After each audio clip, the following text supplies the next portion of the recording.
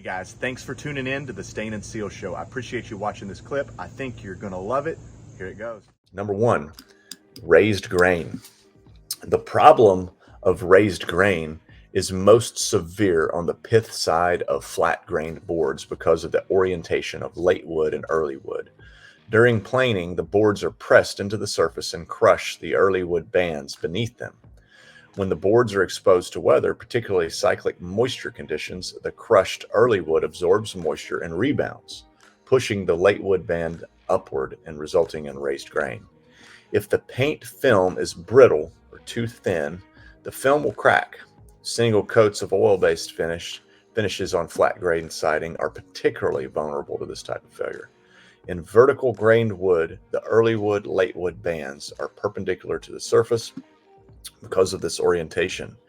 Vertical grained lumber is easier to plane and much less prone to raised grain than flat grain lumber. So you got to know a little bit about your lumber here. So vertical grained versus flat grained. If I had an example here, if I could show you, this is more vertical grain. So we've got all the grain, you can see the lines, and this one here is going to be more flat grain. So we can see that we've got this more of a loop in it. So these two layers of wood can get smashed and then one can pop up. You've all seen, I'm sure you've all seen raised grain. The reason they said oil-based coatings are going to be more susceptible is because generally the old style oil-based coatings are going to be hard and less.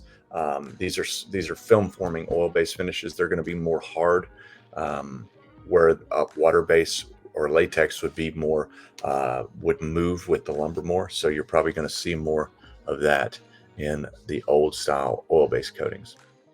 All right, guys, thanks for tuning in to the Stain and Seal Show. I really hope you enjoyed that clip. To see another clip just like it that I think you're going to love, click on this link right here. Or if you want to see the full episode, check us out down here. Now make sure you subscribe and like, and we'll see you on the next Stain and Seal Show.